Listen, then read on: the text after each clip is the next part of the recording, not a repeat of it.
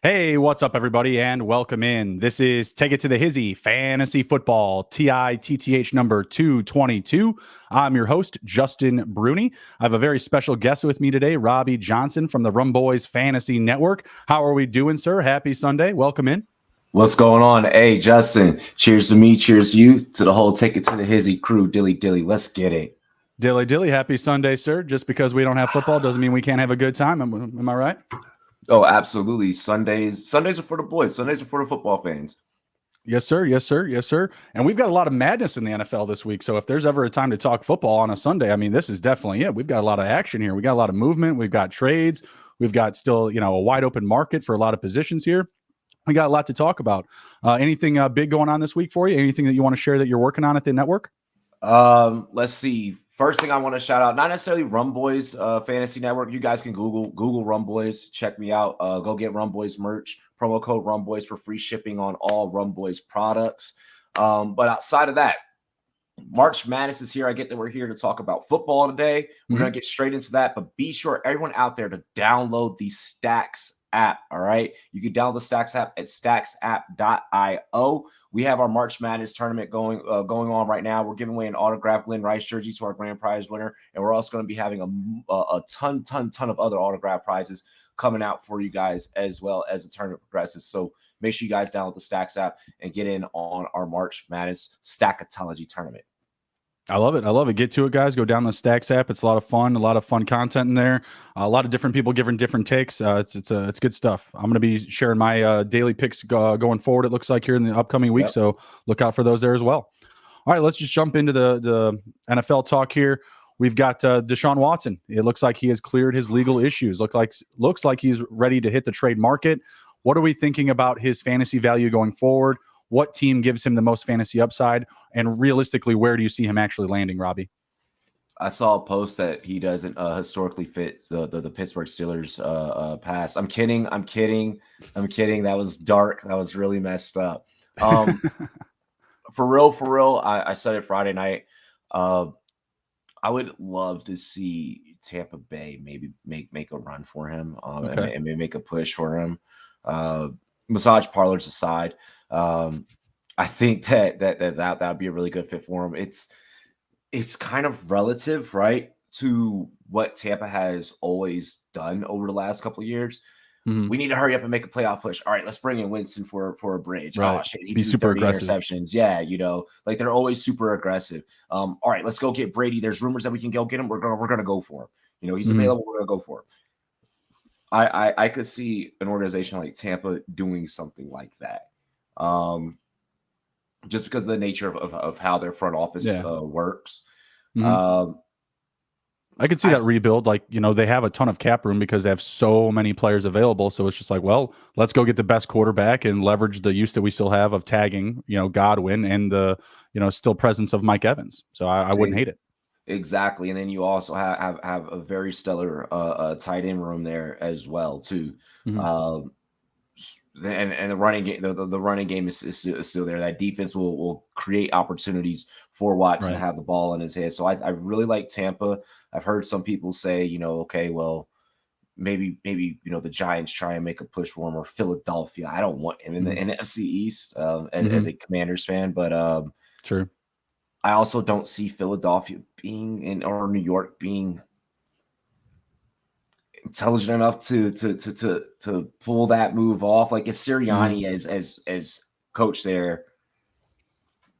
I just don't. I don't see that happening. I see Watson looking at the pieces that are surrounding him. The fans are trying to get rid of Jalen Reagor. Like, come on. That's going to be an extra piece. You know what I mean? Like, if the Eagles are going to go in and get him, it's going to be, two of those first three draft picks that they have in this upcoming draft. They have 3 picks in the first round, 15, 16, 19. I would assume at minimum two of those have to be on the table. Jalen Hurts, just as a clean swap, he's not going to want to play behind Desean Watson. And, maybe if you sprinkle in Jalen Reagor on top, maybe that's a little extra piece. But I would assume Houston would want back somebody on defense like an Alex Singleton or a Darius Slay because they want starters. They've been vocal about that. Like, we want picks and we want dudes that can go out there and ball on Sunday right out of the gate. Some proven talent. Maybe not necessarily the youngest or ripest of the crop, but, somebody that they can go out there and say, all right, cool, they're going to cover a position. We can cover ourselves there. We have seen offers from the Saints and the Panthers. Apparently they're already in the mix. They have offers on the table, and Watson is going to meet with those two. What do you think about either of those options? The Saints are interesting, but the amount, that cap situation is where I'm like, if I'm Watson, because Watson still has a lot of control in this. He still has a lot of say so. Yeah, he's going to interview with those teams. He's going to go and meet with both of those. Actually, since those two offers have been made. Yeah. I think that he's going to look at that and he's going to be like, who am I going to be throwing to? Cool. I get Alvin Kamara, but I think Carolina is a little bit more tantalizing for him because it's like, oh, DJ Moore, like Robbie Anderson, Robbie Anderson. Do they find a way to make sure that CMC stays? They draft a guy so that CMC can stay healthy longer and the split carries. I think that situation, if I'm Watson, is like, oh, like you're trying to win now. Like, oh, you have a defense. Like your defense gets picks, and that gives me more opportunities to the ball. Like, so I think that he's more impressed with Carolina, if anything. Yeah, I would like the Carolina landing spot a lot. I think that if you're Carolina and you're getting into that mix, you have that 6th pick that you can offer. So that would give Houston the number 3 and number 6 pick in this draft. I think that's a fair amount of leverage there. It may not be what you're looking as far as like total volume that you could potentially get from the Eagles, having 3 picks in the top 20, but I like what they could do there on offense. I mean, maybe they have to lose one of those pieces. I'm assuming that they're not trying to get rid of CMC. I mean, I know that we've heard his name come up in trade rumors, but I just don't think that that's a situation that Matt Rule's trying to get in, is trying to figure out how to replace that production with even just Desean Watson. Like, what are you going to do with the running game with just Chuba Hubbard alone? I don't think they're going to be interested in getting any of those running backs in return from Houston. So I think that you definitely have to prioritize keeping him. I don't think he should be on the table whatsoever, CMC. Maybe a Robbie Anderson if they are looking for an offensive player. I think that's the only expendable guy I would say in a trade. Yeah. This is another situation where I like the defense side of things. Like maybe you can move Jermaine Carter. Maybe you can move a Shaq Thompson and one of those corners. They actually have some decent depth.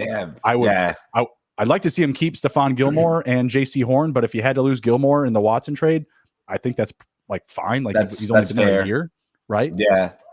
That I could see them. I could see them maybe pulling something like that. I mean, Horn is next level. Obviously, you're gonna hang on to him. Shaq Thompson, maybe I could see them maybe moving Thompson. But I mean, if you're Carolina, you want to try and keep as much as you can, and maybe see if you can not have as much turnover. Offensively, maybe you keep as much as you can, and maybe like you said, you go with one of those defensive pieces and see if you can establish that maybe elsewhere through the draft. So I like it.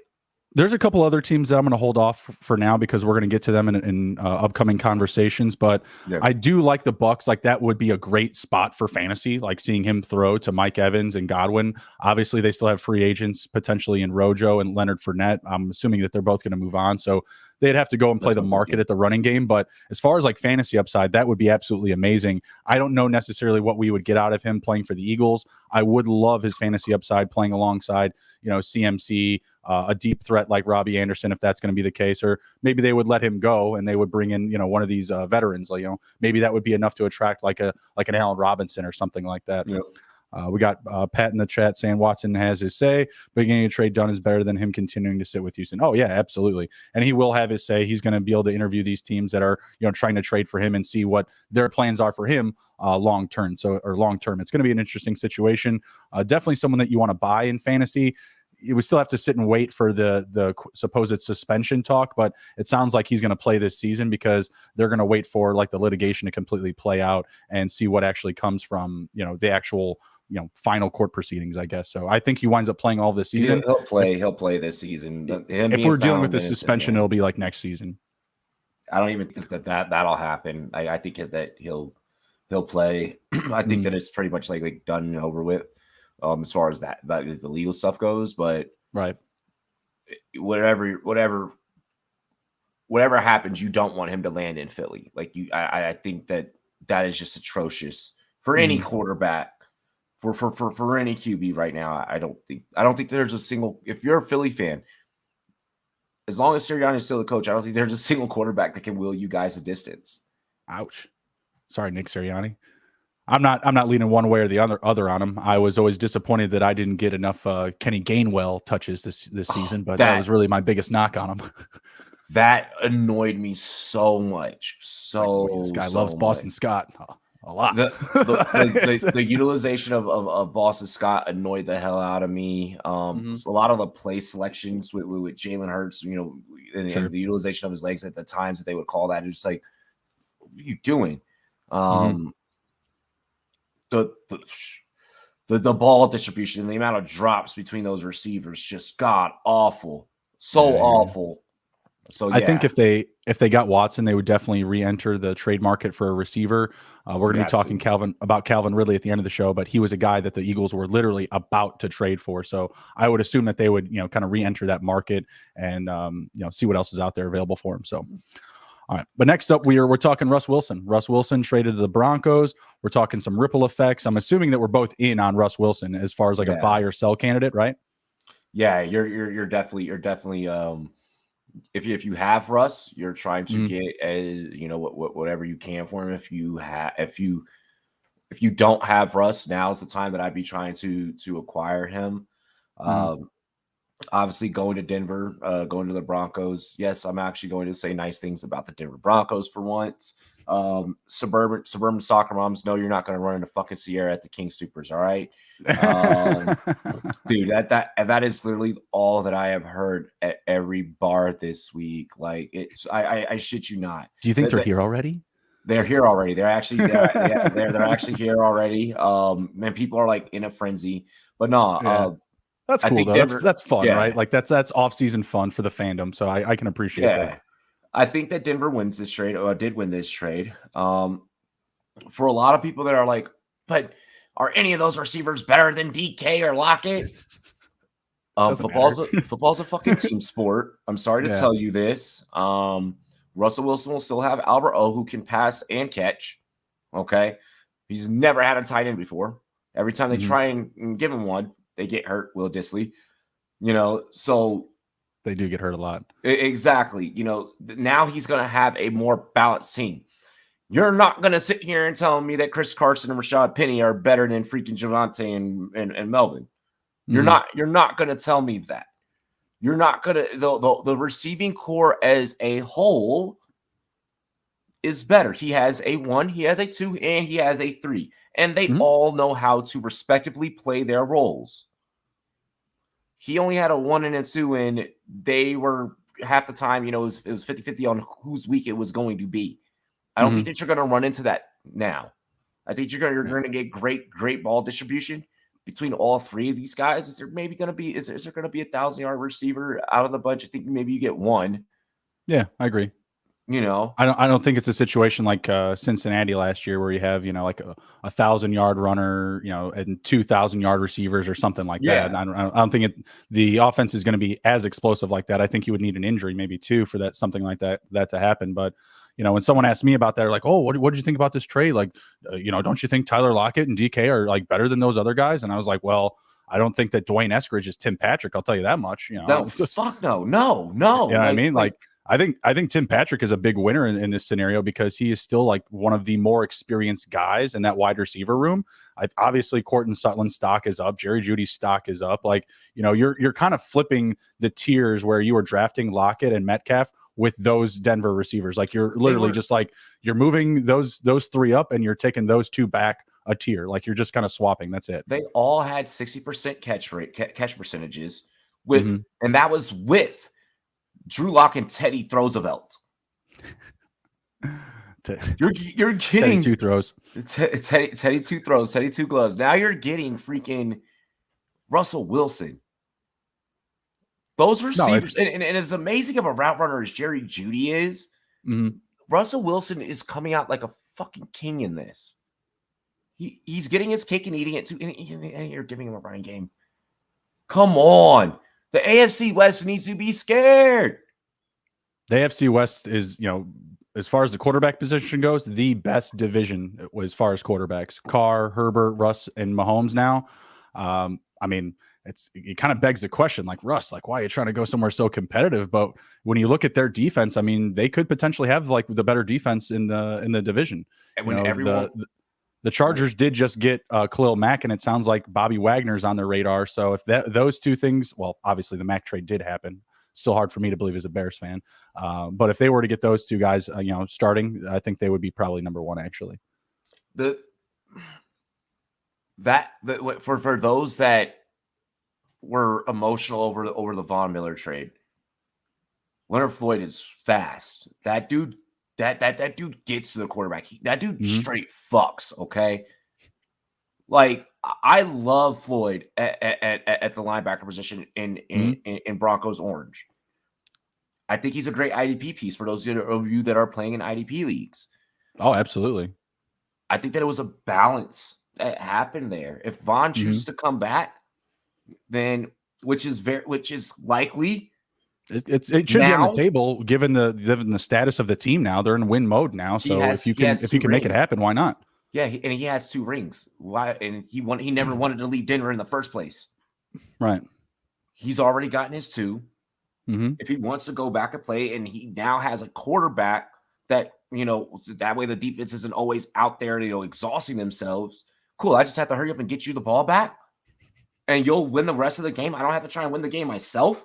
Yeah, don't worry. I'll get the sack. I'll get you the sack, Russ. Don't worry. Right. Like, come on. So you think this? Good. The only reason why Seattle was able to lose the amount of games that they did last year is because you could key in on one of the 2 receivers, and you didn't have to worry about the running game. You weren't scared of the running game. Right. You're not going to have that problem. You're not going to have that with Russ now.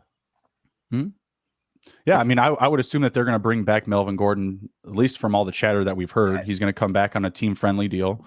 Javonte, it's still going to be, his ship to steer. I feel like it's, he's going to be carrying the load of the running back carries, but look out for Melvin Gordon, definitely in the red zone. What do you think about Alberto in this deal, though? Do you think that he's going to wind up being like a true tight end 1 now? For fantasy purposes, for everyone out there with Alberto, should there be an uptick? Yes, logically speaking, but in terms of a trade aspect, I want to go out on a limb, and I want to say it's Alberto's season. We haven't seen it yet, right. So proof's in the pudding. So what you're gonna get for him in a trade scenario? I mean, I wouldn't be expecting a whole lot. You know what I'm saying?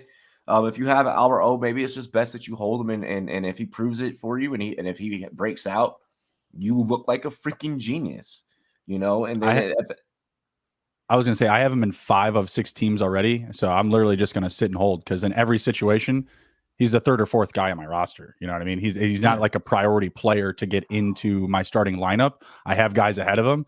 If someone wants to make me some offers, that's fine. I have so many shares. I'm sure I'd be willing to give up Alberto somewhere, but I feel like he's going to be playing like kind of that 3rd fiddle along with Tim Patrick. Like we should be seeing a fair amount of volume going to a healthy Sutton and Judy. As long as those guys are healthy, then I feel like Patrick and him are kind of like eat into each other's, opportunities and touches. You get an injury to one of those guys, and then I really feel like, those opportunities and that volume is just going to go up, and we're going to see him into that territory.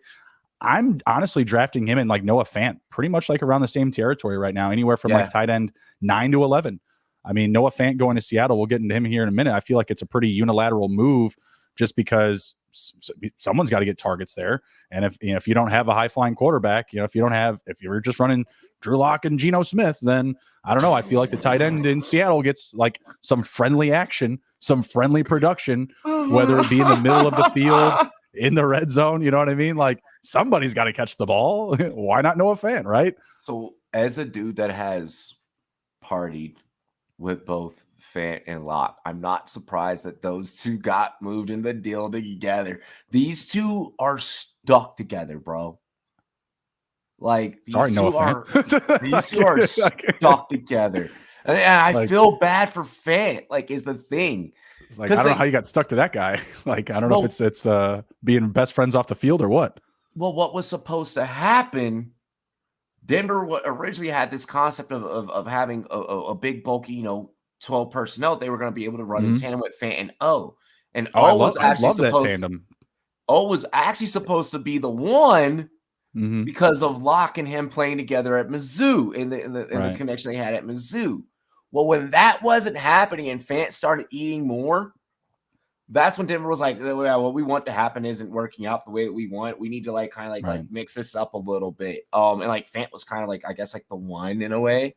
Albert O would just get peppered with these targets and like, his arms aren't that long. Why are you throwing it there? And now you have, Fant and Locke in Seattle. And that was Denver's way of saying, like, we're just going to get away from it both. Like, we're just going to, the experiment that we wanted, we're just going to blow it up. And that's exactly what that was.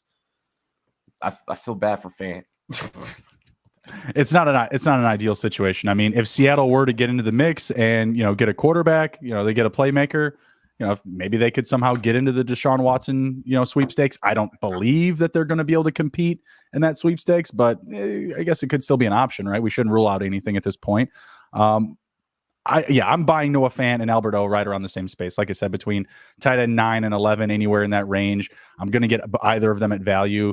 Even in tight end premium leagues, you don't need to like run to any of these guys. But honestly, like I finished only one startup so far this offseason.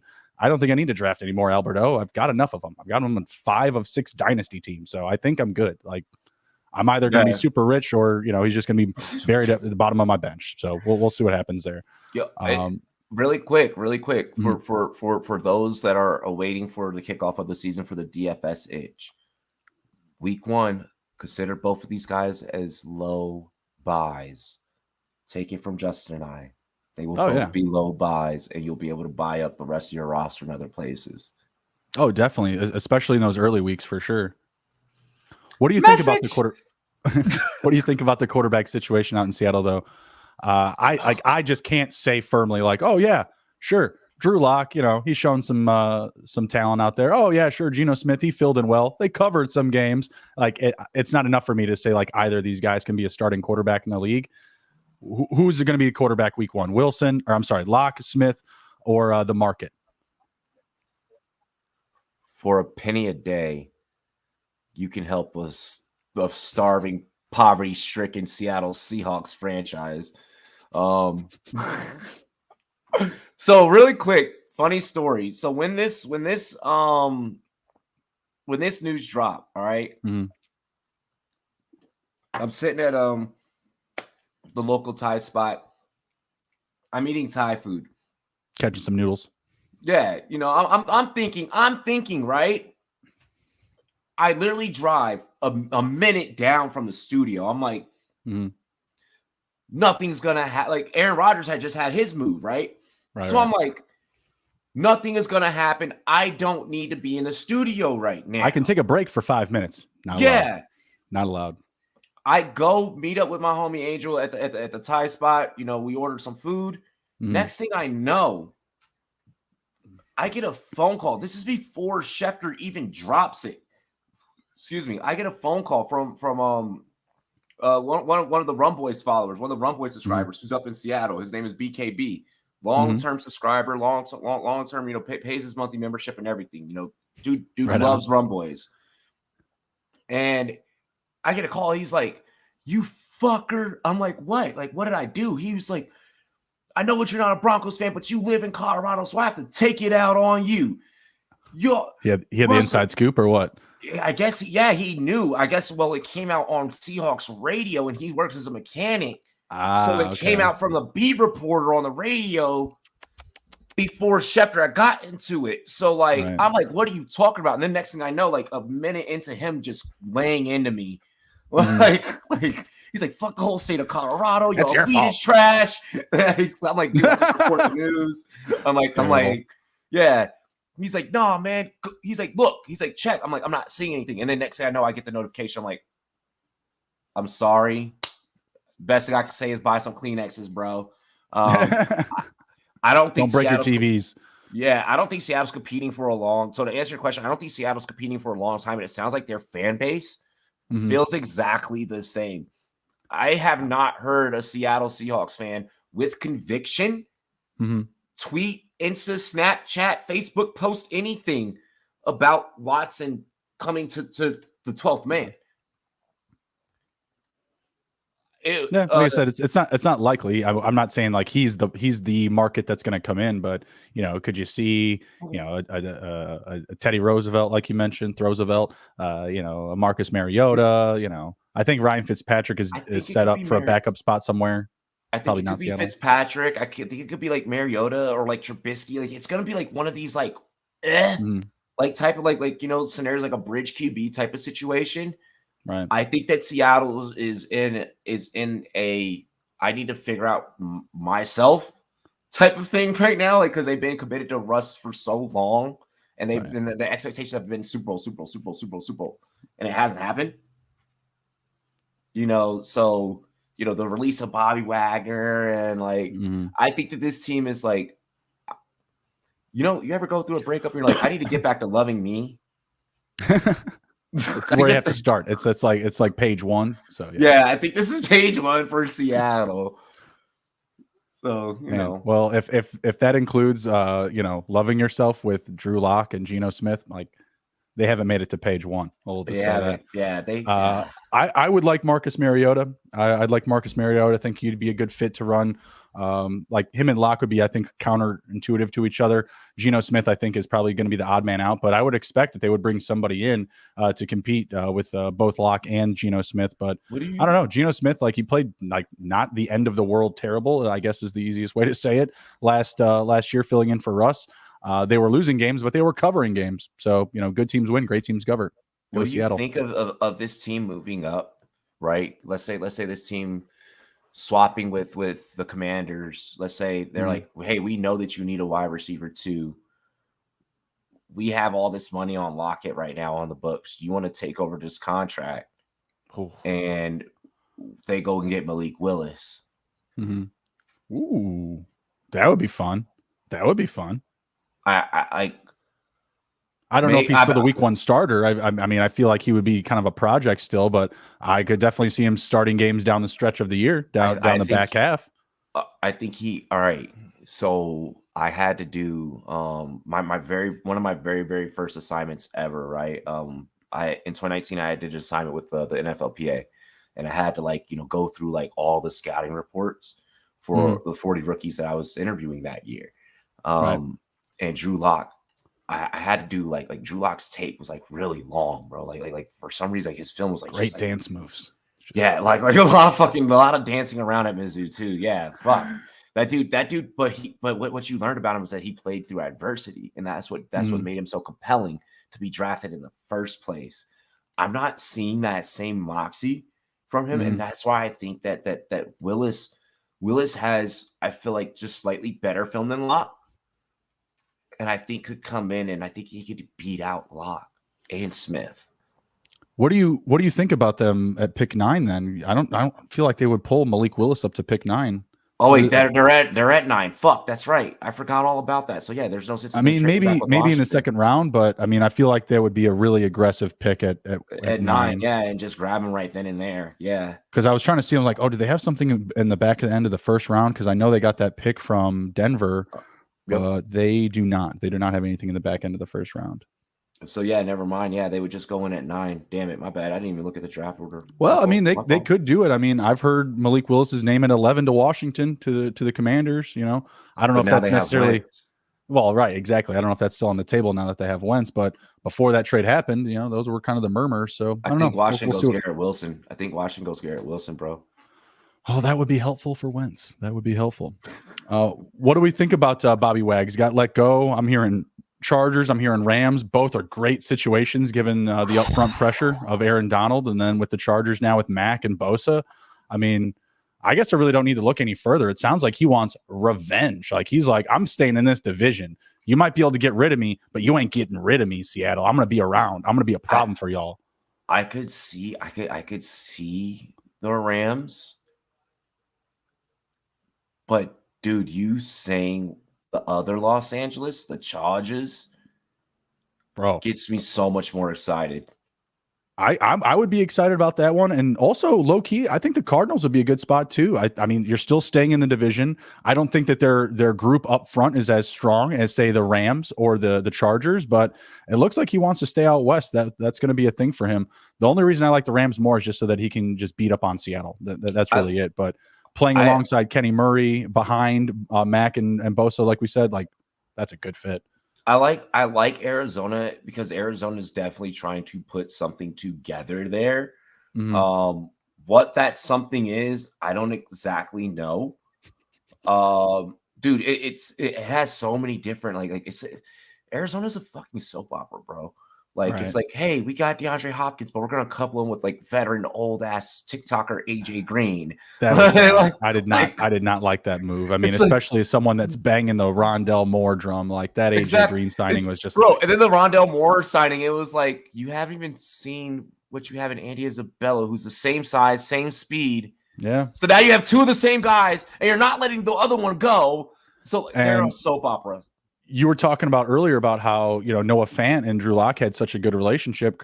It looks like Christian Kirk is going to walk, and he has an out of this world relationship with Kyler Murray. Like, why are you going to let that happen? Dude, that's what I'm saying. Yeah. So if I'm Wagner, I'm like, I just got out of a situation. Yeah, true. And I'm also looking at like Khalil over there in powder blue with Bosa. And I'm like, don't get me started. It's the wrong blue. And then I'm thinking, I'm like, wait, they've never gotten a ring, and that's kind of like the trend right now. Like that's the trend right now lately. Is like these teams that haven't been shit. They don't sell tickets, they don't sell jerseys. Since Cincinnati, from a marketing standpoint, okay, for those that are like, oh well, the NFL's rigged, which we'll talk about later. That like Cincinnati had no business being in a Super Bowl from that standpoint. If the NFL was rigged, they would have not have been there at all. Period. If I'm Bobby, not a profitable market to leverage in a Super Bowl, like exactly, that's silly. Yeah. If I'm Bobby, I'm looking at LA and I'm like, I can be a part of some historical shit. You already made one fan base, that brought all these bandwagon fans. You remember all the freaking Seattle bandwagoners that came out of nowhere when Russ took them to a Super Bowl. Oh, bro, I remember when they were popping up off Sean Alexander production. I mean, yeah, take it way back, bro. Exactly, dude. If I'm Bobby, I'm like, I know what to do. You've already done it. So that's what I think either of those spots are great. Like those came from him, like from his camp. Like those are the places that he's targeting. I was just like, shit. I was like, I'm looking out east, and I'm just like, no. I'm just like going through each team. I'm just like, this isn't going to work. They don't play Seattle. No, they don't. Like they're not out west. Like it looks like that's what he's targeting. So I'd like to see him stay in the division. So for that, I would say the Rams. And for like his IDP value, I think he's going to be great in either of those situations. And I'm certain there's another team that he could go to where he would still be like awesome. But when you have that pressure and you just like you constantly have guys that you can't double Mac, you can't double Bosa, oh, you can't double Donald. Like there's just going to be a lot of opportunity for him. So. Dude, and what I love about what both of us brought up, this is a big time player with either team for either of our predictions going to a big time market. And what do those markets love? Ticket sales. And stars. That's what gets you tickets. Stars, exactly. Jerseys, merchandise, tickets. Yeah, the whole nine. I don't think that there's a better defensive player that would match either of those schemes either. Like with the pieces that they're and he would fit in. He would fit in with the other stars on the defensive side of the ball in those locker rooms. Like they're all vets. They're all focused. They're all about winning. Yeah, give me him in LA. I didn't even think about that. That's a good point. Give me him in LA either way. Dude, compelling conversation. By the way, guys, Justin wrote a fucking amazing show sheet. And we still got more of a show to go. That's me. That's what I do. I put it all together. I say, hey, look at this news. Let's talk about it. Let's talk about it. Let's answer these questions. Let's do it. No, well, really quick to your credit, man. I love how like you have like the screen grab in it where we have evidence of Yeah. Dallas, right? Like Mhm, kind of talking about the Wagner situation. mhm. But we mentioned earlier in the show, and if you guys go back and rewind in Justin's show, we kind of mentioned that like Dallas is kind of like, they're a little weird right now. They're a little shaky, So Bobby to LA, I like that a lot better. Yeah, I would love it. I'd love it. All right, Amari Cooper. Speaking of Dallas, moving over to the Browns. Are you buying or selling Amari Cooper on the Browns? Now, I'm asking this question specifically with Baker Mayfield at quarterback because we're also going to be talking about Derek Dude, Carr here, yes. whose name has been just circling around the Browns across this last week. I don't know where this has really come from. Prior to this week, all I've heard from McDaniels is Carr's our guy. We're ready to The roll in the Landry next news too, season. yeah. We're really excited. Like, this is fantastic. He's going to be our guy. And now you're hearing, that's what I was hearing all week. I only heard Amari Cooper to the Browns in the past couple of days. And that just was like, boom, done, over with. Are we looking at an Amari Cooper, Derek Carr reunion? And before let's handle the buy or sell Amari Cooper first. With Baker Mayfield, would you want him on your fantasy roster? If Landry doesn't choose to walk, yeah. But if Landry chooses a walk, then I'm now buying into the exact same thing that I was buying into with Landry there. Like, let's say Landry is out because it seems like they just gave him permission to walk. It seems like he's leaving because they also want him to restructure his deal, and he said, "Nah, not doing it." I'm gonna piss off Amari Cooper fans. You know that your comment section is about to get some fucking hate, right?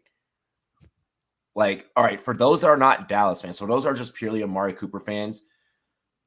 I know, we all know, Amari Cooper downright is one of the fucking best route runners in the league. For him to get the short end of the stick, but the thing with Amari is, in order for him to be effective, you need to complement him with the two. If he's got to go there and be the one, ask yourself this: did you draft Jarvis Landry with conviction? No. So you're getting into the same exact thing because of the way that this team runs this offense. This team cannot exist with a true one. They have to have a 1 and a 2. Baker needs a 1 and a 2. So Baker's about to fucking make the same mistakes, and Cleveland's making the same mistakes.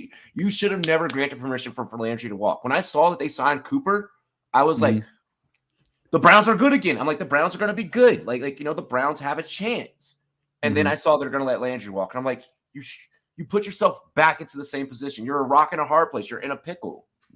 So until they can learn to err their ways, I'm out. I'm out on Cleveland. I'm done.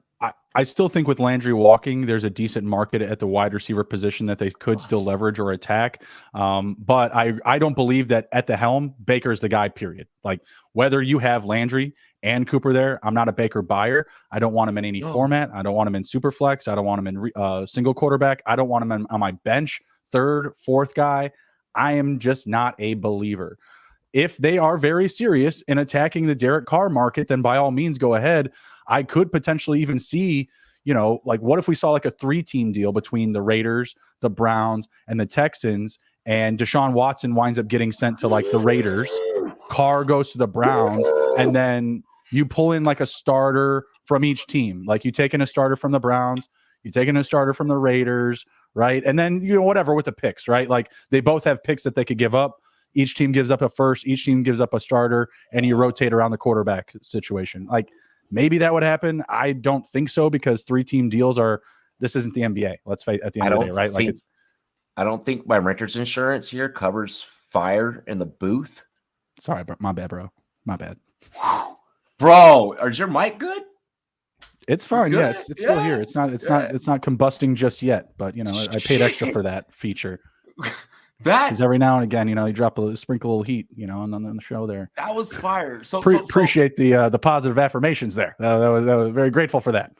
if I can just to unpackage what you just said, like, because we don't see him often. I've been hearing this 3-team trade thing like a lot more. But it's not the NBA. Like, I feel like it's tougher in the NFL. Yeah, but I like the scenario that you laid down, because those those 3 teams that all desperately need help, if anyone's going to come to cahoots together, it's going to be 3 teams that desperately need it. It's not going to be the Chiefs and the Chargers in Dallas. Right, Like yeah. that's not gonna Right, be yeah. it, you know. So yours makes sense. I just wonder if Vegas really in here feels that they can be successful beyond Carr. And Mhm. Well, that's that's where I'm getting at too. Here is like, why would we even believe in a Derek Carr and Amari Cooper reunion? We already saw that it didn't work. Like, didn't what does work. Kevin Stefanski know that everybody else doesn't? You know what I mean? Like, I don't know how that would work out. And then Carr still needs it too. Carr still needs it too. Yeah. And Carr just looks so good in this offense last year with a limited Darren Waller, losing Henry Ruggs, getting that a huge upswing in Hunter Renfrow, which I feel can swing even higher with Josh McDaniels as the head coach, specifically with Carr at quarterback. Like those two have a connection. Like, yeah, Hunter Renfrow has great hands, but when you have a catch percentage that high, there also comes with chemistry, right? Like we can't really downplay that, I feel like. And those two have a very good connection. Like a lot of on-field, a lot of off-field stuff. Go back and watch Hard Knocks. They're like they razz each other a lot, you know what I mean? Carr busting him on the hairline, call him an old man and stuff like that. Like it's all good stuff, right? For those wondering, yes, Hunter Renfrow in his day-to-day life does dress like a perfect church-going schoolboy. It's the most hilarious shit. Like so that weekend when he looks like Kirk Cousins' son. Bro, yeah, like he is like he wore like a typical white button up, not fashion design or anything, some khakis, some brown loafers and everything. While like everybody else is like Gucci jacket, a lot of ice, and like Hunter Renfrow's just chill. Yeah. Like, I love Hunter. And his personality type shows in the way that he plays a lot, where he's very focused. He's very, about the game, about running the routes, about doing the job right. Super wholesome receiver, not super sexy. I make catches, okay? I may not go 15 yards. I may only go 10, but it's efficient and it's wholesome. All right? Exactly. If they can get a 1, and I hate to bring this situation up because I know it's a soft subject for some, but if they can bring in a straight up dog to be the one to compliment Renfrow. I've always said this, even when I did Renfrow Sky Report, I was like, I see him as a Cole Beasley. When Cole Beasley was in his prime in Dallas, I was like, I see him as that. I see him as a bees in the trap. If they can bring him in, a jump out the gym, tall as fuck, fast as fuck type of guy, dude, it's gonna be heaven. Here's the thing with the Raiders. You already did it in Henry Ruggs. You can do it again. Everyone that's like, oh, well, like, they're not going to be the same at the Z. Like, shut up. There's so many guys you can draft. I mean, everyone's running 4.4s. What are you talking about? Like, I mean, stop. like, this draft is full of speed, whether they target a receiver or a running back. I'm assuming it'll be a receiver. The problem is a lot of people between, the casuals and the analysts think that look, the NFL's not an Aaliyah song. It's not 1 in a million. Okay.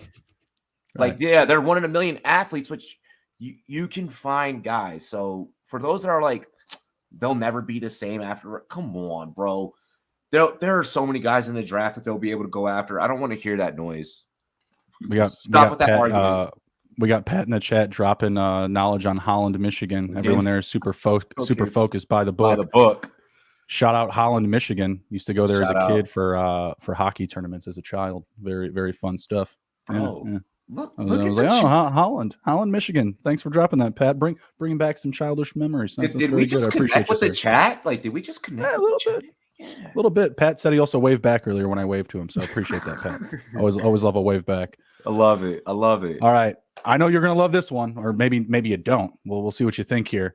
You buying or selling your boy Carson Wentz to the Commanders? Here's the thing. It is an improvement. It is an improvement. Yes, I'm grabbing better than Taylor Heineke for sure. Yeah. I can agree with that. I like that we secure Heineke as well. And we do have a stable backup in case Lieutenant Dan, Carson Wentz forgets his legs. Oh man, I don't feel like he forgets his legs. I feel like he forgets his head. I mean, you're right. He doesn't forget his legs from the scrambling standpoint, But those are always moving. Yeah, but which is probably something's not always going on injuries. Yeah, I know what you mean. Yeah. But that aside, and me having to buy him some ice cream and shit. You want some ice cream? It's for my ass. I'm so happy I was not drinking right when you finished that. But fucking like that aside, right? I do think he's stable enough. I do think that he can even perform as a stable enough bridge for a couple of years, like for like 2 years. A year, 2 years ish, until Arch Manning comes up in the draft, we just tank. There right? you go. There it is. We got to tank to get him. You got to get the pick first. So yeah, exactly. Got to get the pick. So we're gonna make sure we just all the way down. I wonder. You know what? Now that you mentioned that, I'm trying to think. Like, man, maybe Seattle's onto something here. Like, man, we're going after Arch. You know what I mean? Like Drew Lock, Geno Smith season, fire it up. We got to get this pick. Connor Inman, let's fire it up. I'm talking like a lot of Devy talking. I'm so sorry. That went really Devy. But no, that aside though, for real, I wholeheartedly believe you're getting a better QBR. You're getting a better touchdown and interception ratio. You are getting a little bit more of a precision passer. I get that a lot of that happened behind the Colts offensive line.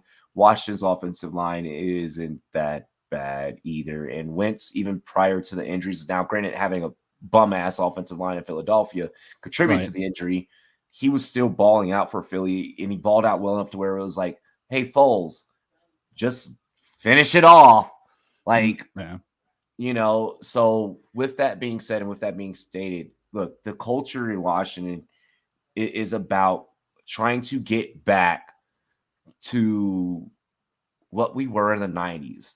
And at least that's what Ron Rivera is trying to do. I don't know about everybody else in the organization, but yeah, Schneider, I feel that from Ron. Schneider needs to. Never mind. I'm not going to make that joke because that's way too dark. Now I will take the shot. Take another shot and come back with it. Take another shot. You can come back with it. We're not too worried about Dan Schneider narratives. Pants. But nah, like that aside, I do believe that like you said, Rivera, Jennifer King, Matthew Mayhew, all these guys in the organization that are not Schneider know what we're capable of. We didn't lose Chase Young like we thought that we were going to had we pursued a Deshaun, which is super important. I think that would have definitely happened. His name was definitely on the table for sure. I know they came out and said like, oh, anybody's available. I'm just like, I don't know. Some of these guys should not be like Chase Young and Terry. I feel like should be cornerstones. Like we need, these ball hawks on both sides of the ball. What Washington needs now, and we should just call this the get certain QBs a wide receiver 2 episode. You have the running game, and it sounds like they're going to bring in Fournette. Okay. Which means that McKissick leaves, which means it becomes a 3-headed monster instead of a 2. I was hearing that they wanted to bring McKissick and another guy. See, I've heard McKissick could go. I've heard that it's going to be Patterson. I heard it's going to be Fournette, Gibson, and Patterson. That's a bowling ball group right there. My goodness. And if you tag Sheriff, you're talking about old school 1990s. The Hogs, we're just going to punch you in the mouth every single time. And then if you bring in let's say even if you draft Garrett Wilson, right?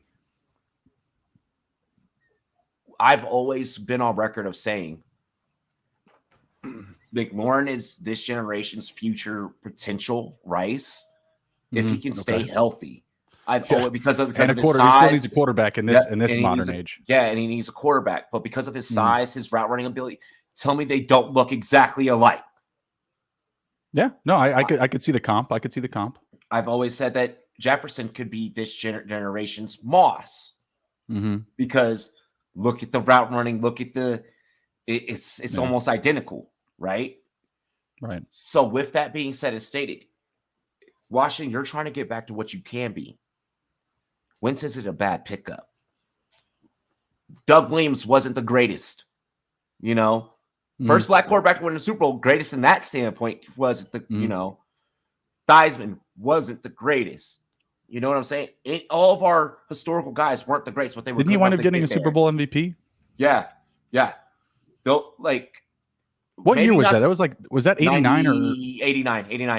89. Okay. I had a high school teacher that had like he was like a Redskins fan, and he had like that whole thing, like their Super Bowl banner in our classroom. I always remember that. And it had on there Theismann and like Super Bowl winner. Sorry, go ahead. Yeah. So if you're trying to get back to that, you're doing well.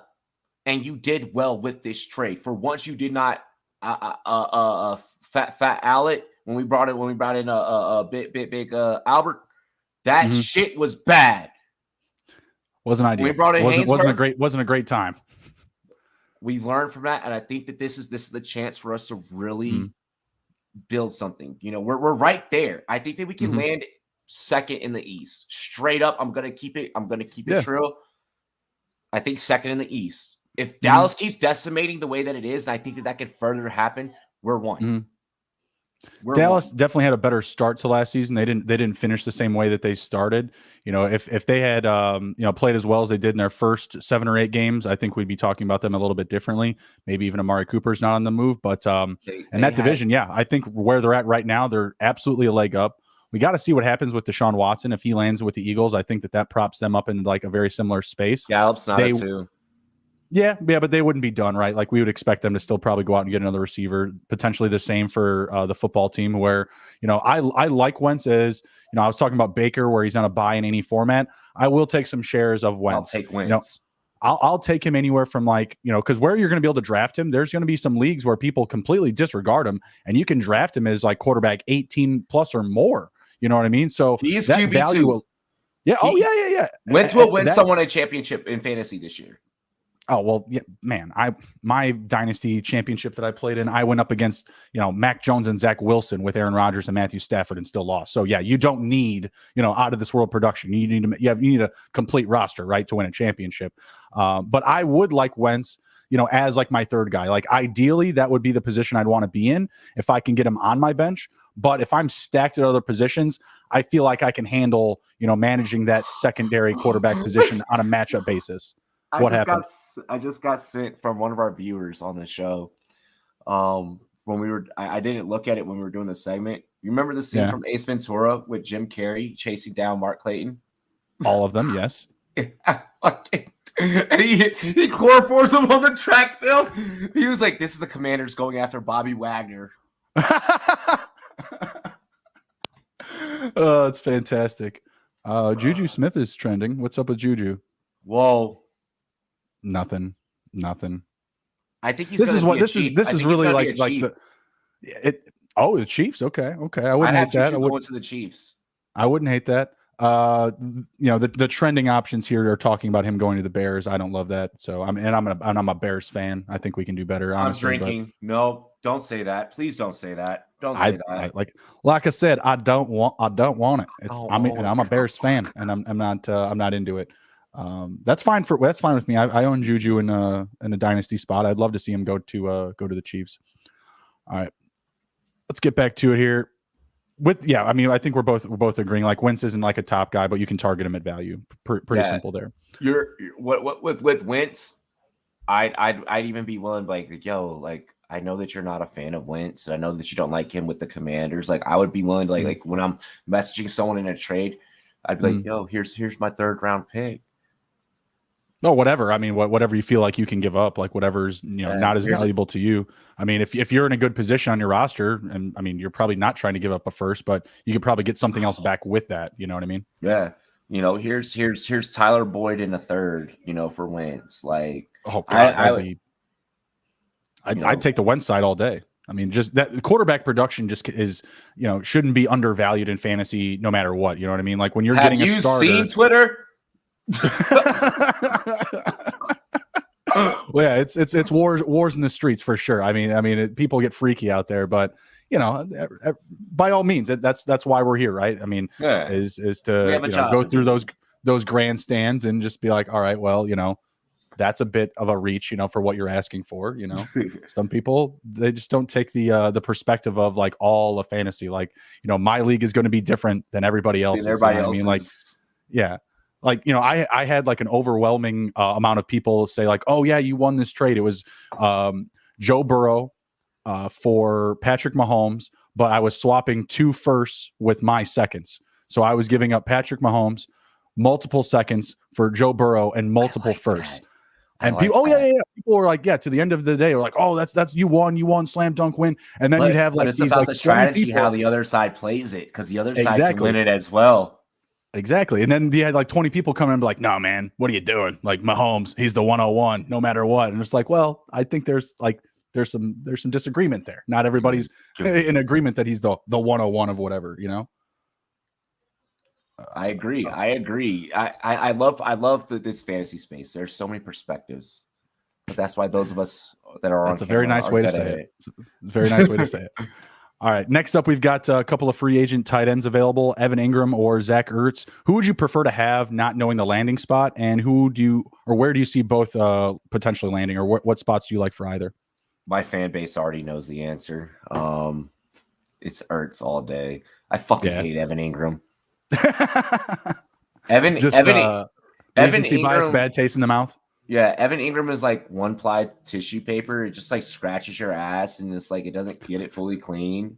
Like where Zach Ertz is at least like, you know, like a cross between like it's not necessarily like having like a bidet, but it's like, you know, I got the 2-ply. You know, I can still wipe my ass. You know, it's not completely clean, you know, but I can wipe my ass. You know, like that's I have a bidet, so am I Zach Ertz owner. So do I. That's why I said it. We're classy. We're classy. I'm saying, man, like it's a unique tool to have. Like I never had one before. Now that I have one, like it's like, whoa. So hey, so to that point, Zach Ertz over Evan Ingram. Yeah, I mean, a lot of people are going to value the age. Like obviously he's 4 years younger, but you know, to me, this is a situation where you really need to know the landing spot. Like if Evan Ingram goes to the Bills, like I'm sure he'll have some decent production, but you know, does that mean I'm going to move him up into like my top 5 of tight ends? No, absolutely not. You know what I mean? Like Justin, you could catch more fucking passes than Evan Ingram. I might. Like I might. OJ Howard is a better fucking tight end than Evan Ingram, and he doesn't even get snaps anymore. Really, his last catch was at a freaking Tempe Rays game that went foul ball. Like, right? No, I know what you mean. Again, if he's a starter somewhere, he's going to collect stats, but he may also collect drops in that bunch of stats. Where do you like Ertz to land? I wish he would have stayed. I wish he could stay or would stay with Arizona, but I think Arizona, off of the sample size they had off of Max Williams, is really locked in on Max Williams. Message. With that being, wait, for real? On Williams? Oh shit. No. I'm saying that was your notification. Oh yeah. That's my me letting y'all know. If you have a guy like Max Williams, with that being said, hang on to him. Don't give that up. Don't give that up. All right. Look like the smart person in your league. I want Ertz to end up back in the NFC East. We have to replace Logan Thomas. So I'm down for the Commanders to maybe make a move. Sure. I like that.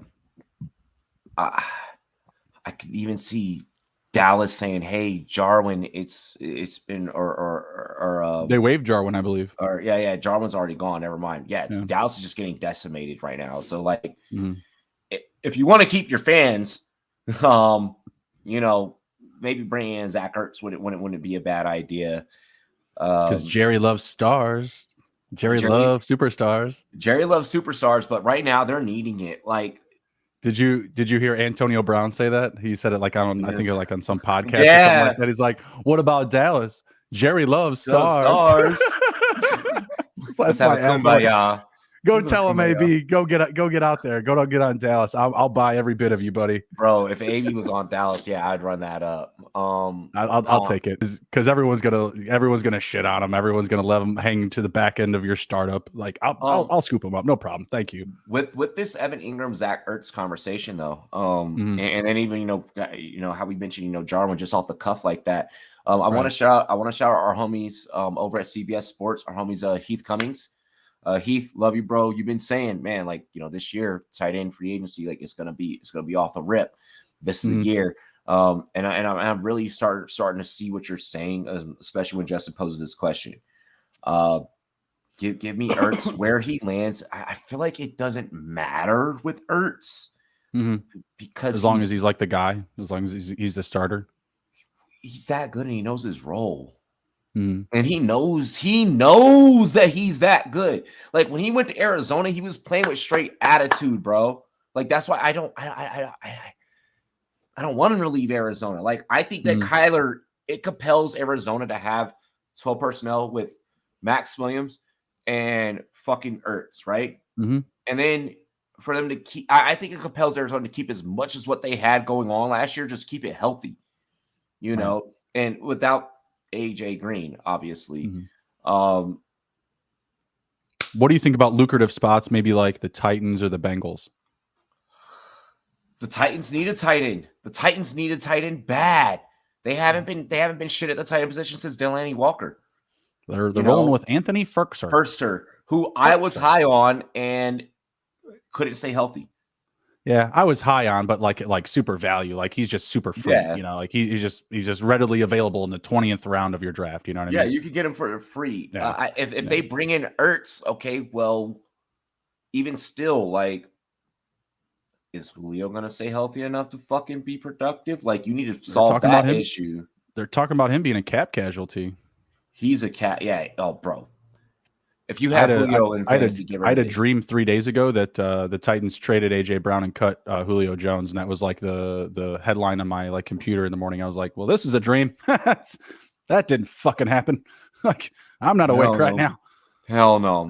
Only the AJ Brown side of it, but I did hear you know, Julio was a potential cap casualty. I mean, obviously didn't show up for them last year.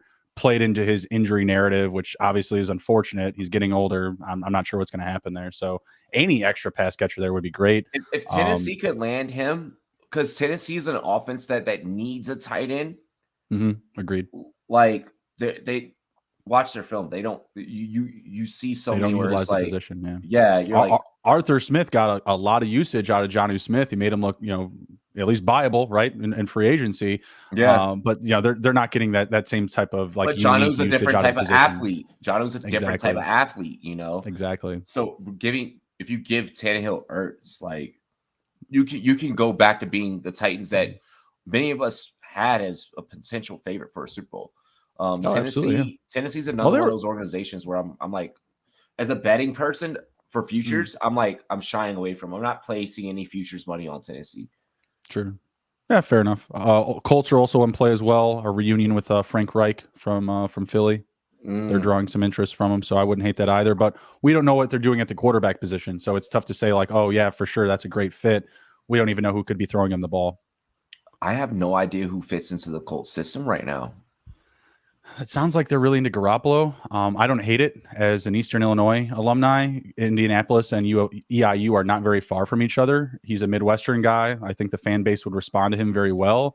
Yeah, I mean, keeping it simple. I feel like that's the only guy that fits into that system. The second that I would say is Trubisky.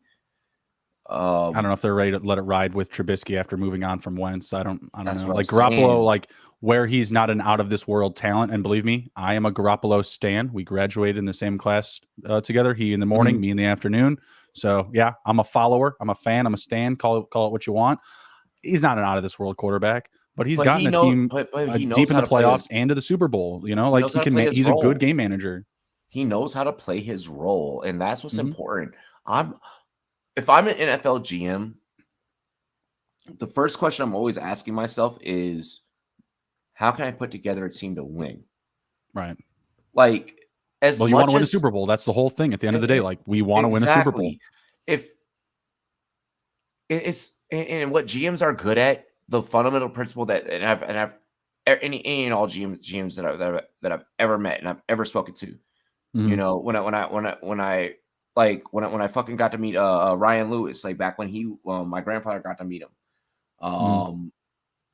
You know, it was the narrative is always from my understanding, it's a team game. They understand above all that it's a team game more than any of us as analysts or casual fans.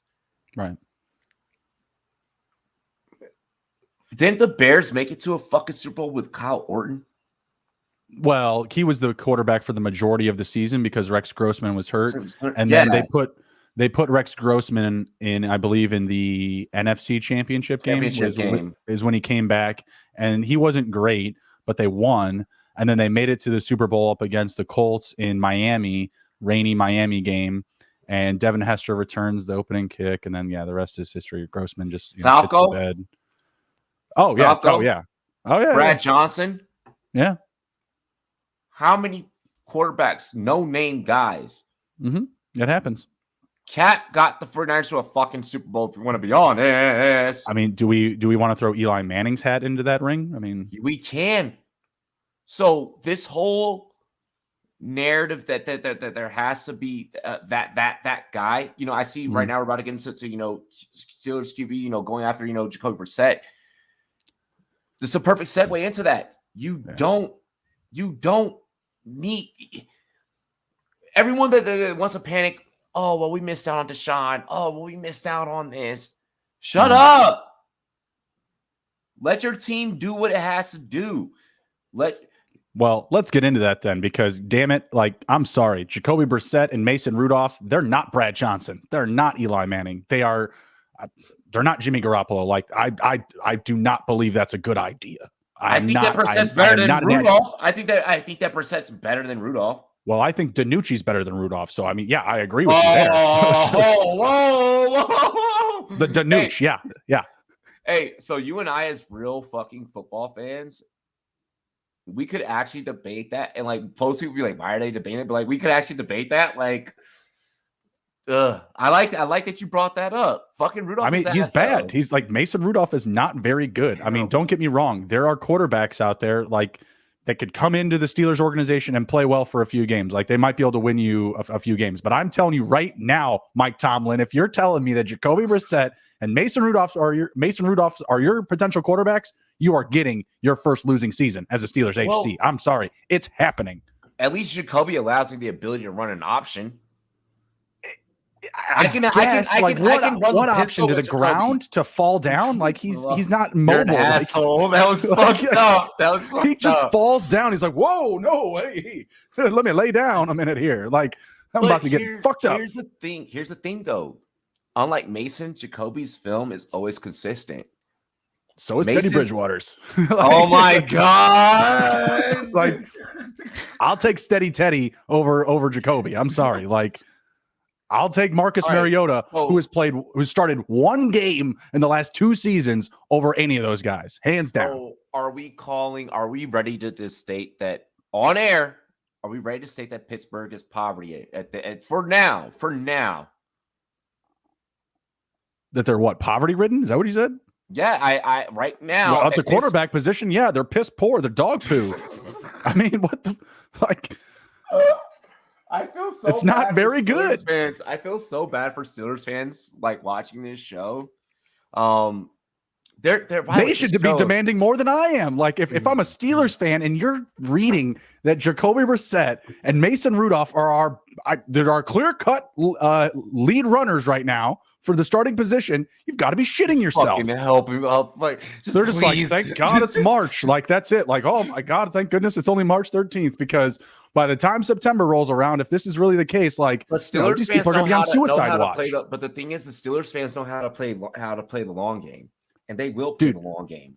Pittsburgh dad is going to have the best year of content of his life if Brissett or Rudolph are the quarterbacks. He is going to blow up. He will be an international sensation with the comedy that he's going to be able to roll out.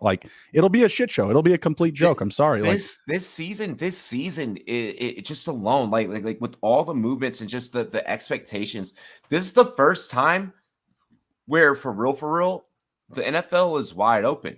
Mm-hmm. Yeah. There's so much opportunity for movement here. I took a side bet with one of my buddies.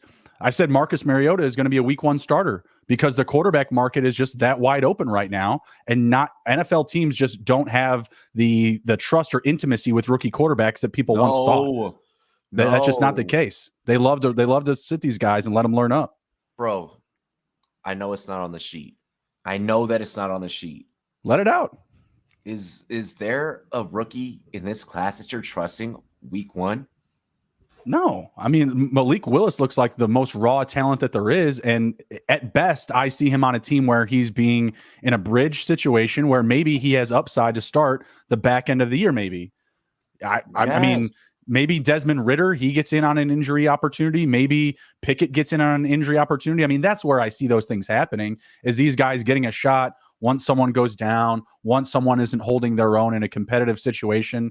Then maybe you see one of those guys get propped up. But when you're looking at names like Mitch Trubisky getting a contract, Teddy Bridge, Marcus Mariota, Fitzpatrick as someone's we need backup, to raise our eyebrows. Yes. Yeah. Like that clearly shows that no one is like overvaluing these rookies where like, oh yeah, this guy's a starter for sure. Oh yeah, this is a guy I'm ready to, put the reins on for my franchise. I don't see anyone in this class like that. Justin Fields would be the first pick off the board this season if he was available.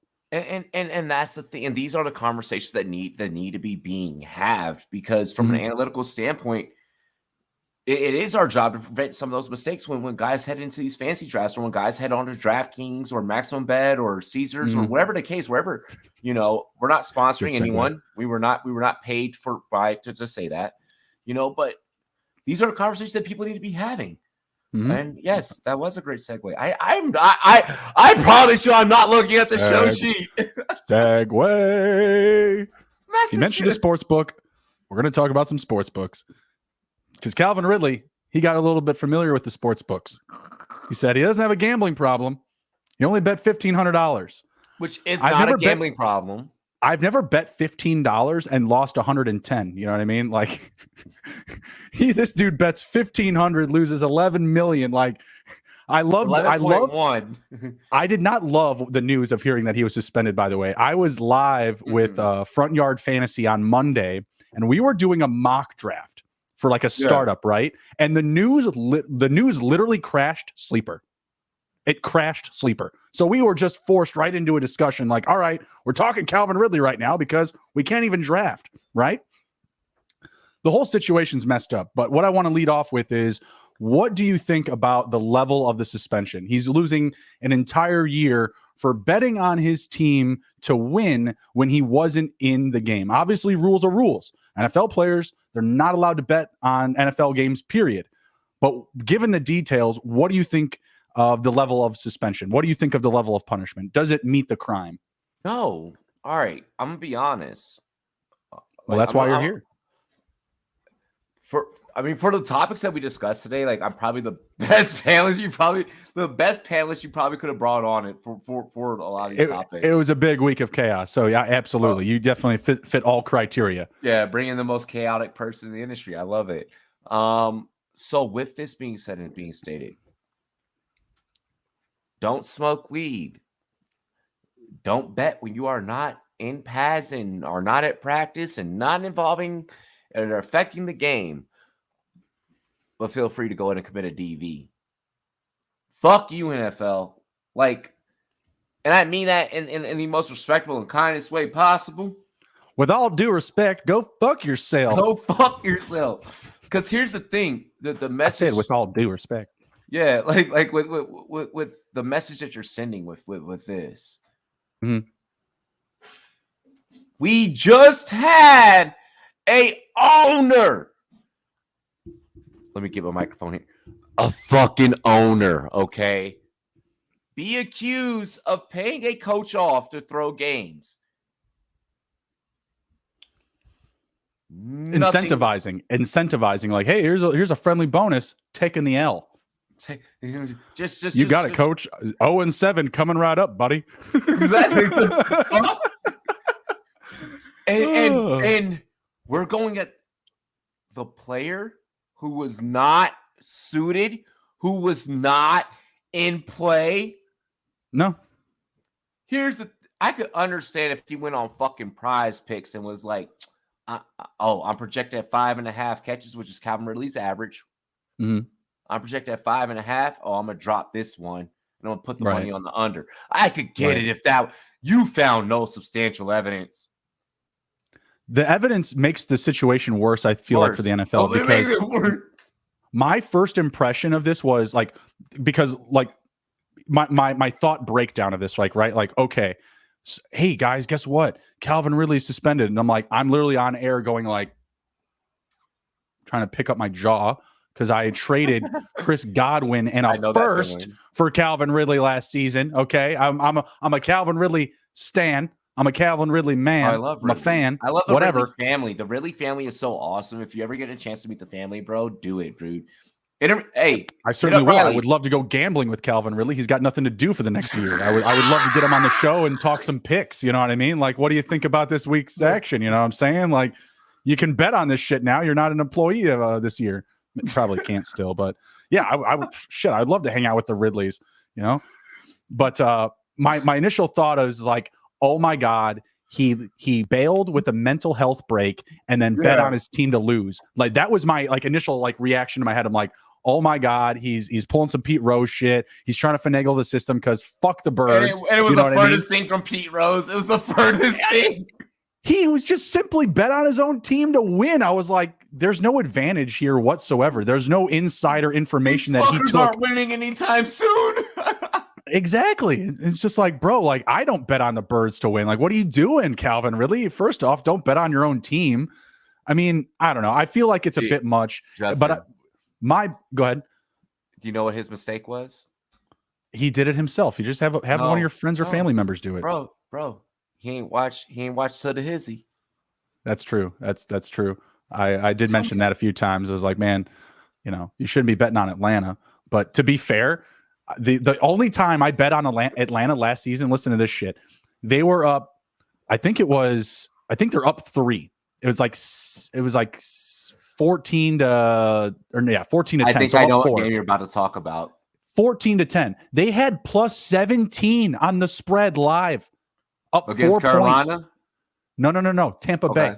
Against Tampa? Okay. Yeah. What does Matt Ryan do? He throws an interception on 3 straight possessions and 3 straight throws, and one of them goes to the house.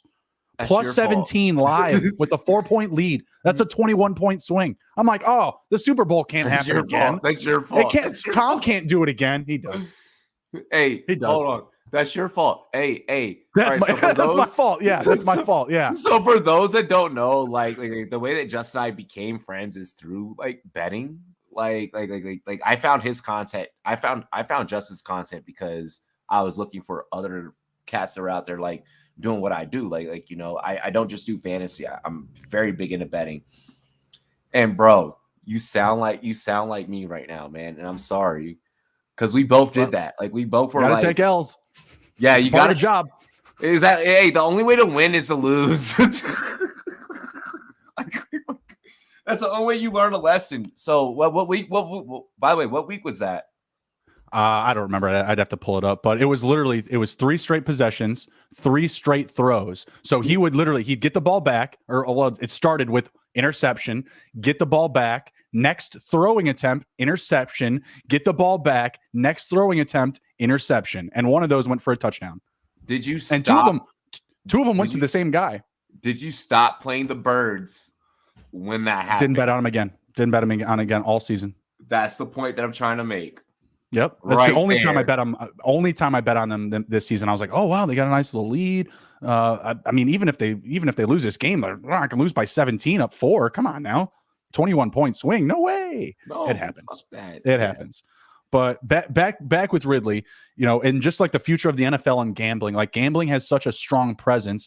I feel like at some point the players are going to want some form of the piece of the pie.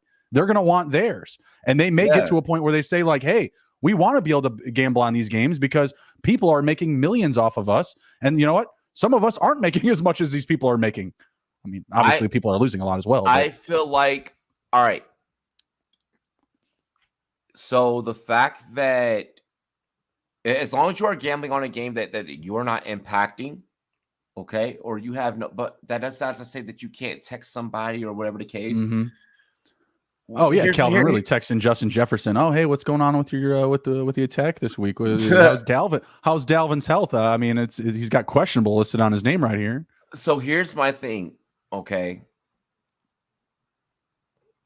Congress can fucking trade in the stock market, and they're beating Warren Buffett by 10%. Yep, that is statistically proven. faction. You can Google me on what the fuck I just said. Their lives are inside information. That's their lives are insider trading. But isn't that gambling? Isn't that gambling? It is. It is. But the old white folk in the grays and white wigs, they're not going to let that shit fly. But am I wrong for utilizing this as an example? If you can beat me in my own game, if you know that AMC or GameStop is about to be on some shit, that's why you couldn't buy AMC or GameStop stock anymore, right? During that whole period, because we all knew like we were inflating a stock. So they were trying to attack Doge too, man. They were trying to get their hands on all of that. They're like, oh no, don't continue to buy this. We're not going to allow that to happen. Like, so here's my thing: if I can't influence the market and you put penalties on me to influence the market, which is the exact same thing. Why? I get that it fucks with the integrity of the game. I understand that. But there's already things that are affecting the integrity of the game. We know for a fact that referees are on some type of clip. We have seen organized crime in sports before. Like there is no 100% way to eliminate all of it. You remember the NBA and how fucking terrible those NBA games were when it was just like fucking what's the referee who got caught? The guy that went on Barstool, I can't remember his name either, but I know who you're talking about. Hey. He does like media runs. He makes even more money off of this shit, just literally saying like, oh yeah, the mob was paying me this much for this many points. This is how I would shave points. This is how I would get guys to the free throw lines. This is how I would turn up turnovers. Like, they control a huge pace of the game. Referees in the NFL are very similar, and these are not paid employees. These are 1099 contractors, okay? These are guys that are being sold and bought in like, oh, you love football, right? You want to come in and you want to ref games and make, $32 an hour or something like that for 4 or 5 hours of Sunday? And they're former lawyers they're all former lawyers or like current lawyers and shit like that. They're all like, none of these referees are day-to-day you and me people. They already have fucking money. They're not day-to-day employees. And yeah, they have opportunities, like you said, like these guys with like high-end, like, white collar jobs. They're reffing games on the weekend because, they're fit and they can run up and down the field. That's cool. But they've also got Swiss bank accounts. You know what I'm saying? Like, look, with Ridley shit, no. The should there have been a punishment? Maybe. I think 6 or 8 games is fine in my opinion. Because the amount of money that he's going to lose. Give me 4 games. Give me 4 games. Fine. But to me, what they're trying to set is a huge precedent that I don't feel that they'll live up to in the next 5 to 7 years. If you have a fucking team in Vegas. That's what I'm saying. And more of these arenas are becoming sports books themselves. They are becoming the house. They are becoming their own sports betting house. If you look at Arizona, that's a sports book. I mean, that's what the Commanders want to do. They want to move over to Virginia and have a sports book arena. Yeah, because we're now in Native American territory, which means we can sign the laws over and we can yada. Right. It's Colorado. I lost you there a little bit. It is legal for me to. I won't move Rumboy's headquarters from Colorado. Oh, sorry. The reason why I won't move Rumboy's headquarters from Colorado Springs is because we can gamble here. Right. And we have to be able to gamble because if we can't gamble, we can't make content and we can't help the end user, which means the end user for the Rumboy's Fantasy Network, it means you're $6.99 a month for paying for a Rumboy's membership. If I can't gamble means nothing because I can't help you. Right, exactly, yeah. So for the sake of my bread and butter, I have to stay here. I feel that, man. I'm using offshores, and during the season, I would typically go in like live Sundays in person to the sports book in DC. That got a little bit old after a while because I just got tired of fucking getting rained on all the time. So that wasn't so ideal. Dude, it's a pit. It's a pit. Yeah. But once you're in, the thing is like once you're in, you're fucking in. Like you're in. Like we got it legalized here. They just haven't turned all the shit on. They haven't flipped the switches. Like we're literally waiting for them to flip the switch on FanDuel. Like one day it'll just be on where it has forever been off. You can play poker, right? You can play poker though, right? I played poker on Bet Online. I was actually pretty profitable with that the last few rounds of that. I played poker in college And at first it was like just a shit show, but it was a ton of fun. But down the stretch, like when I was like closer to like graduating, I was actually like turning profit and shit like that. I had a nice little system, but I would still use the same website that I bet offshore with. And I only use them because they're just so rightful about getting me my money. I don't really have to complain about it. Although I did recently have to peace out. I've been just like absolutely crushing it on Underdog. And my last like big winner with Bet Online, I'll be very brief about this. I hit like a 2-game parlay in the AHL. The AHL odds are fantastic. They give you like plus 200 for a team that is at like the top of their division, one of the best teams in the league, versus like some like just doghouse team, just like some like farm bred freaking random hockey team in the middle of like South Dakota. I don't know, wherever. I don't know AHL that well. I literally was like, oh, top of conference, bottom conference. I'll bet the winner, and I'm getting like plus 200, right? They didn't pay out 2 overtime winners because they went to overtime and it's the AHL. And I said, like, well, this is a betting market. I can take my business a lot of places. Are you really not going to honor this? And they said, no, we're not going to pay you this ticket. And I said, I'm out. Like that's so it's really just quick. There's just too big a spread. There's just too many places to put my money. I bet on a USL game, a United States Soccer League game yesterday on DraftKings. I got profit. Like you bet a lot of soccer? I don't. Yeah. But it happens, right? I should be able to go into any book, whether it's online or in person, and I should be able to go in comfortably, place my wager, and I should be able to comfortably walk out straight up. And I'm happy that we're taking this time really quick, with the Calvin Ridley situation to kind of talk about the culture.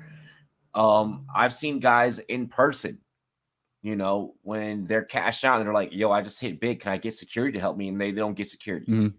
It's like, no, fuck it. You're on your own now because the book is like, shady. I've seen a little butthurt there. I mean, I feel like that's a bit excessive to not offer that type of just like, it's literally an escort. That's all you're asking for is an escort. And, I feel like my room. Exactly. Or you can just hold it behind the cage and I'll come back whenever, simple. Thank you. I have seen where even online where, like you said, a draw happens or something or the other happens, and it's a complete misstep on their part in my situation. Just like they know how much I bet. I'm a daily better. I don't go out of this world. I'm talking $10, $20 units, but it's daily. And I always come back. Despite whatever I take from you, I still come back. So as an investment standpoint, like I'm just an X like to them, right? Why would you want to lose me to this market where I have options everywhere? And we have to get better as a consumer base because Calvin, really thank you for allowing us to have these conversations. Yeah. We have to get better as a consumer base. Why do you think DraftKings is so good? Or FanDuel is so good? It's because they listen to the consumer. They're following the consumer. FanDuel will do that stuff all day. Like if let's say, for example, there was like a scoring inaccuracy and you were paid out on it when you weren't supposed to, they will not go back and overcorrect that. They will let you keep your money, and they won't come back and play. Exactly. They do that stuff the right way, and some of these smaller offshore places, they just don't. And I was having like a long conversation with this person about this. I'm like, you really want to lose me over this? It wasn't a small amount of money. Like if it was like 40 or $50, like, all right, whatever. It was a fair amount of money where I'm just like, if I'm not withdrawing this, if I'm not getting this out of my account in a week, you're not going to get me back. It's just that simple. And to Calvin Ridley's point really quick, going back to the amount, 1,500.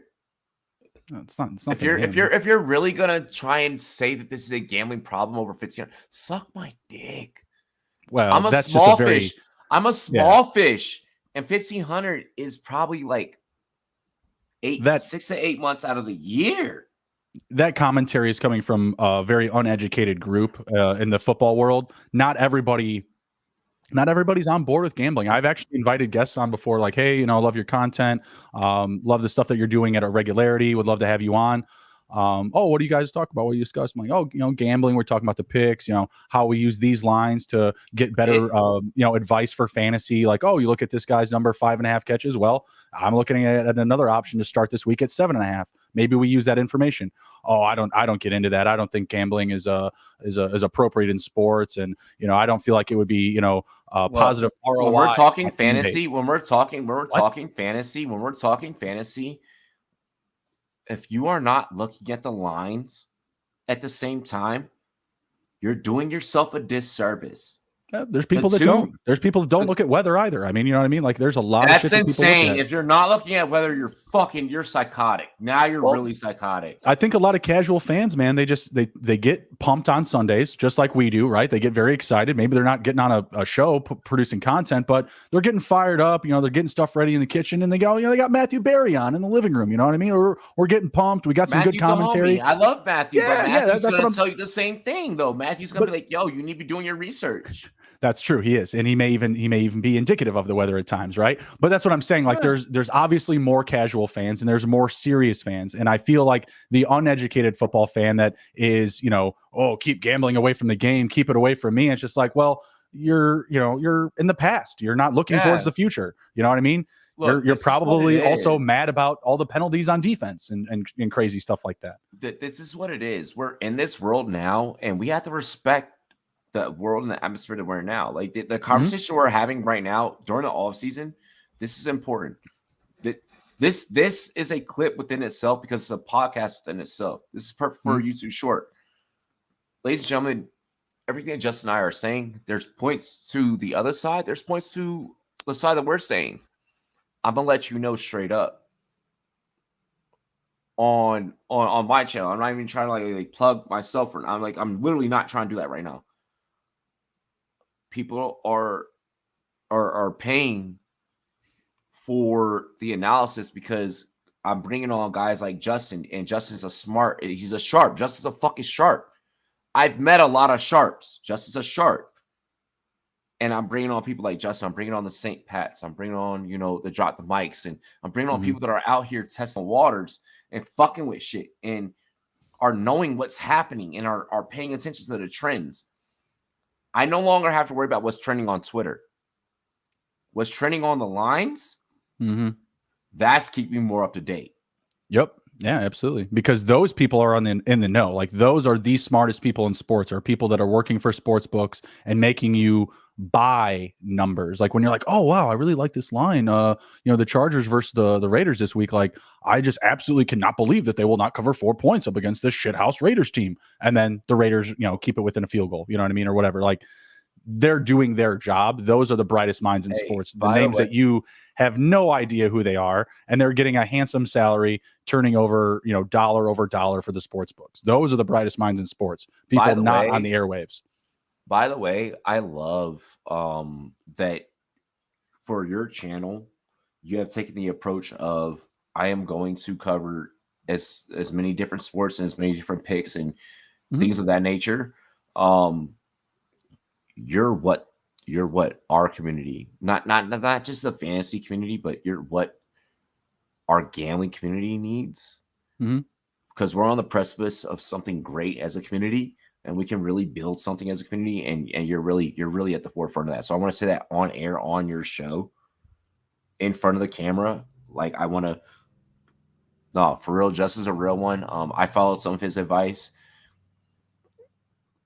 If I'm winning and if I'm helping Justin and Justin's linking up with some Rum Boys and he's helping the Rum Boys, then y'all should really link up with his fucking advice, because it's really good shit. By the way, nothing but upswing, man. That's why I love this community. Like, everybody takes a piece from everybody else. Oh, what are you hearing about this guy? Oh, that take, haven't heard that this week. That's actually really low key stuff. Like, everybody is pushing out the good stuff, especially you guys. The gambling content's just going to grow at every level, whether it's football, basketball, hockey. Those are the things that we really focus on. But man, look at the leap that like the UFC has made. Look at like what baseball is doing now, like live baseball content. There's something there for sure. Like, I'm not a big baseball person. I'm a Cubs fan. So it's like high lows, high lows, high Dodgers lows. And Nationals. Like I feel it. Yeah. It's just constantly up and down, back and forth. And luckily I don't live in Illinois anymore. So I don't have to be constantly berated by White Sox fans, because that's pretty much what it means to be a Cubs fan in Illinois, is to just be berated by the South Side for whatever your inappropriate allegiance. It's just a constant war. Yeah. If you go to Southern Illinois, then it's like, the White Sox don't exist and you're attacked by Cardinals fans if you're a Cubs fan. Yeah, I'm about to say, the Cubs get no love. Everywhere I would go there, I would always just feel just like kind of slammed, like walking around in a Cubs jersey. But at least out on the East Coast, I'm just like, oh, yeah, you're a Cubs fan. Like, how about that World Series? Yeah, like, that's all Cubs they remember. fans are everywhere but Chicago, is what I learned. When I went to Chicago last summer, I was like, I get it. No, I don't have anything against the whole north side, south side thing, but like my whole family, they're all White Sox. That's how they roll. So I get it everywhere. And that's what I love about your show is like you're taking everything. You're taking the baseball, you're taking the hockey. No baseball for us, but we do get down with the basketball and hockey. Hey, speaking of the hockey, really quick before we get off, you are taking every single time the Florida Panthers are at home. You are taking the Panthers. Yeah, Calgary is fucking just flaming. They're just burning, bro. You're taking Calgary every single fucking time. Then you look for your upsets in between those two. If you get those two on a slate, then you see if you can find an upset. And hopefully Winnipeg comes in as an underdog and you can just boom. And you got a 3 leg. What about your Avalanche? What about Colorado? Avalanche are always good to put in a card. So are the Capitals. So those are every team I just said are actually my 5 favorites for hockey betting. As long as you can put them in a card and then find your secret upset, you'll always be profitable. If you guys are looking for that upset, the Coyotes have only lost 1 game this month. Montreal, also another low-key team on the rise. Why aren't you fucking just texting me? Like, dude, I got it on Instagram every day at Take It to the Hizzy. I got my underdog picks up. Since the Super Bowl, I've netted over $2,000 on underdog. Dog, hockey is such a smooth market. It really is. There's not a lot of people playing those numbers, and a lot of the numbers in the market get affected by buys and sells on each side, right? Whether someone's buying up the plus or buying up the favorite, right? So there's just not as much movement on those lines, so you get a much clearer idea. I'll gladly package 3 games together of 3 favorites at -235 and take home whatever I get. And I'll rest easy at night because I'm not going to be worried about a burner on one of those. Like you just said, like the Avs, the Panthers, and the Hurricanes or Calgary, whatever, right? Any of those 3 in a favorable matchup, and they're getting like not the best odds, but they're favorite, I'll sleep easy. Even if I get burned down, I won't care. We did a lot of good today. I feel like we did. We did. It's a Sunday too, man. There's no football on. Like it's not bad. It feels good, right? I know you feel good because you're feeling juicy. You're feeling lit. Oh yeah, I'm great. I just had an energy drink over here. I'm just riding in on positivity and a green screen. Let's go. Yes, sir. Yes, sir. All right. Well, we are going to head out. We are going to go enjoy the rest of our Sundays. Robbie, do you have anything to share before we head out? Anything that you want to let people know is coming up, whether it's Rumboys, 32-bit, Stacks? What do you got? Yeah. Follow 32-bit each and every Wednesday at 12:30 Eastern time. We drop our It's a Vibe podcast. That's where I don't talk about anything I talk about here. I watched that last episode. That last episode was good. I was working, so I couldn't jump into the chat, but I was there. I was catching it. It was solid stuff, guys. You got to go check it out. Yeah, we don't talk sports. We talk everything else. So if you want to get to know me as a real life person, that's where you can do so. Rumboys Fantasy Network, Google it. That's where all my betting, all my fantasy sports content is at. Download the Stacks app, but for real. Outside of all of that, y'all gotta check it out to the Hizzy. Y'all gotta check out my homie Justin. Y'all gotta show him love. He's gonna be on the Stacks app actually here in the coming week. Dropping some of his picks, dropping some parlays. Yep.